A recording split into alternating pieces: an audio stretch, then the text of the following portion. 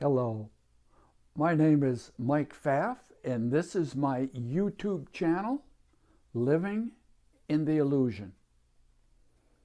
Now, in the last several videos, we've talked a lot about memories. Memories are really exciting because that's all we are our memories. And we talked about how memories are created,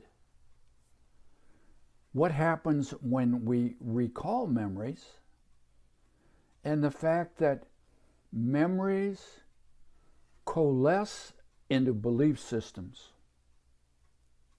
And the belief system that we have determines the world that we're going to inhabit individually. We also talked about the present moment and the fact that everything must happen in the present moment, then it's gone. What's left? Only memories. So we're going to look at those a little bit different in relationship to how we create them and use them. So I'm going to draw on my whiteboard a little schematic, and then we're going to play with it. Maybe you'll have some fun. So when we think about things outside of us, and what's outside of us? Well, in the last several videos, we came to the conclusion that everything is outside of us. The good, the bad, the ugly, the terrible, the sublime, the beautiful, the serene. Everything is available to us outside. So if we have an inside, and we let this represent us. See, this represents us. So we put a little body on here, and this represents us. So inside of us is our memories and our belief system. Outside of us, everything. So in this little diagram here, what we're going to look at is what's outside of you. So as a way of individually, we're going to play this little game, if you're willing. So whatever space you're in, I want you to kind of look around and then pick out an object that is of interest to you. Doesn't have to be too big of an object.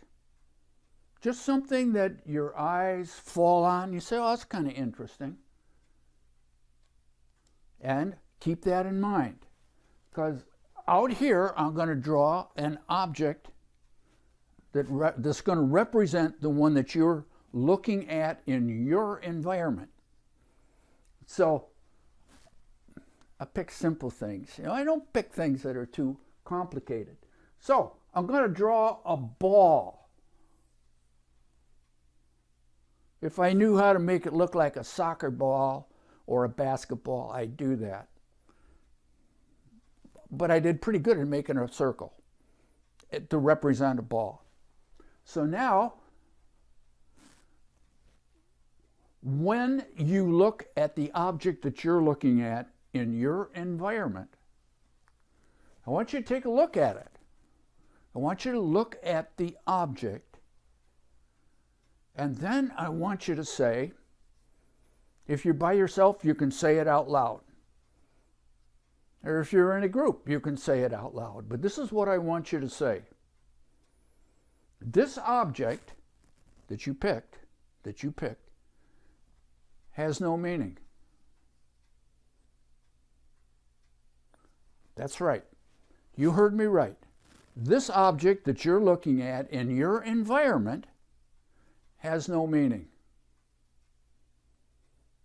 Now, as you do that, How'd you feel? Well, since I can't talk to you, I will guess. Didn't have any effect on you.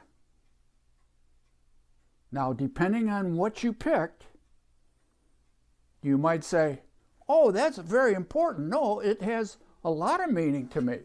And therefore, you'll have some anxiety when you say, this object has no meaning.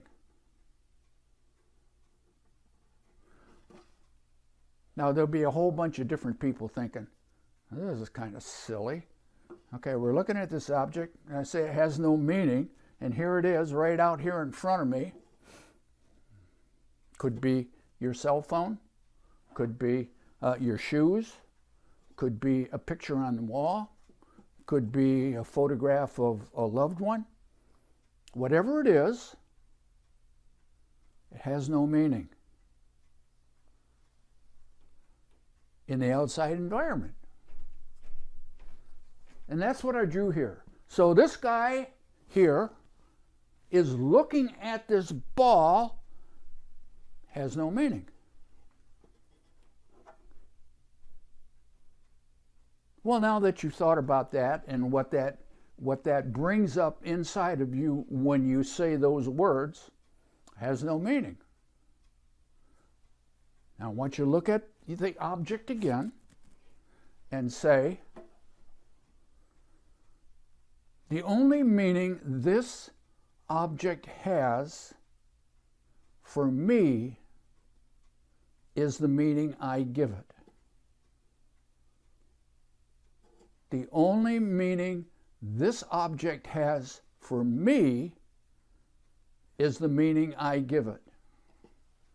Now, how'd that make you feel? Well, some people have said, well, that feels better. I mean, I understand that. I get that, and it does have a meaning for me. And other people say, I don't feel anything. So, again, in this dualistic world, we're going to have pros and cons of everything. So now, I want you to think about this with the last statement. The only meaning this object has for me is the meaning I give it. How do you give meaning to stuff? Well, let's play with that idea. How do you give meaning to stuff? First of all, it's outside of you, and the only way you can get any information inside of you about the outside object through your senses. So whatever the object is, you're going to have some sensory input. Most of it's going to be visual. Some objects can be tactile. Some objects can be auditory. You can crinkle them, or maybe it's one of those little Christmas ornaments that you wind up and you touch it and it plays White Christmas or something. Or it is something that has, say, maybe if it's a piece of cake or a hunk of cheese, it'll have some smelling, olfactory input. Or something you could taste like a cookie. Then you see what I'm looking at? All of the senses that are available to you, you can investigate the outside object. But remember the first thing I asked you to say. The outside object has no meaning. It has no meaning. Until you take the information inside of you. Now, when you bring the information inside of you, inside you are going to develop, up here, inside of you, a hologram of the object. So here is the hologram. I'm going to throw this marker away because it's not working too good. And see if this one will. This is my fallback marker. Aha. Okay, now we see the outside object inside as determined by the sensory input. Out here, no meaning. In here, we have a hologram. Now, how did it get in there the way it is? By the memories we have of that kind of an object. The meaning is not in the outside object, it is in the inside interpretation. And the inside interpretation is determined by your past memories. Again, you see how important your memories are, and that all you are your memories. Now, you think the outside object, you might think, has meaning. No, it doesn't. The only meaning comes from inside of you. So it is inside of you that meaning is put on everything. People, places, and things. Loved ones. Your car. Your pet. Outside, no meaning. Neutral. Neutral. No meaning until you, through your senses, bring the information inside and then put a meaning on it based upon your memories of the past. Memories of the past. Now, what's the upshot of this? What is the underneath understanding? Oh, this is very dangerous because you won't see it that way. Why? You haven't seen it that way up till now. Outside of you, neutral, meaningless energy. Inside of you, meaning. Outside of you, no meaning. So, say you had, in your environment, was a significant other. Don't mean nothing to me. It may mean something to you, but only when you bring the information inside of you. Outside of you, no meaning. That's a hard thing to understand. Basically what it says, the world you have, and if you look at your world outside of you, you could take little stickers. Say you had little stickers from 0, no meaning, to 10. Tremendous important meaning. And you went around your environment putting stickers on everything that was there, all the real meaningful stuff for you and all the non-meaningful stuff for you. And then I would come in with my little book of stickers and I would look around your environment and I would put these little stickers. If I did, most of them would be 0. Don't mean nothing to me. It's your stuff. Now here's the thing.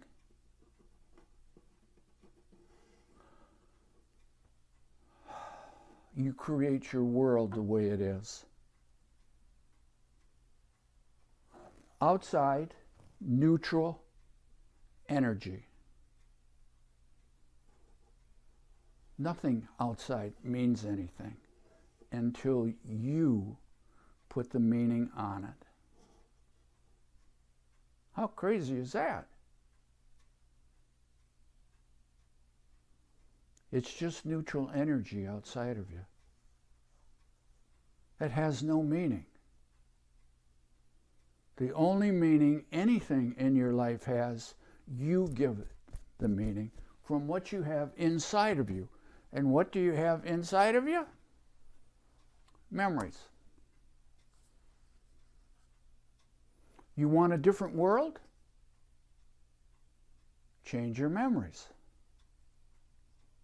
Oh, how do you change your memories?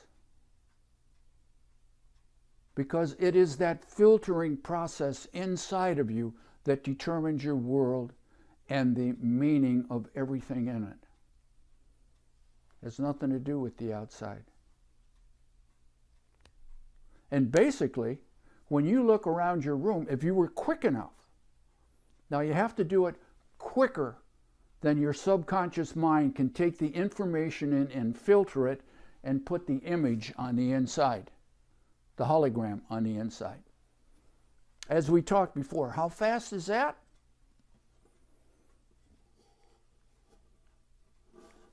Billions of bits of data per second. So you got to be pretty quick. So if you're not that quick, your conscious mind, not your subconscious, your conscious mind will project that inside interpretation, this here, onto the outside object. And the outside object is neutral. But you will believe it is because of what your conscious mind tells you. Amazing. Isn't it? So, I want you to think about that. Outside, neutral, energy. You take the information inside and you interpret meaning onto it.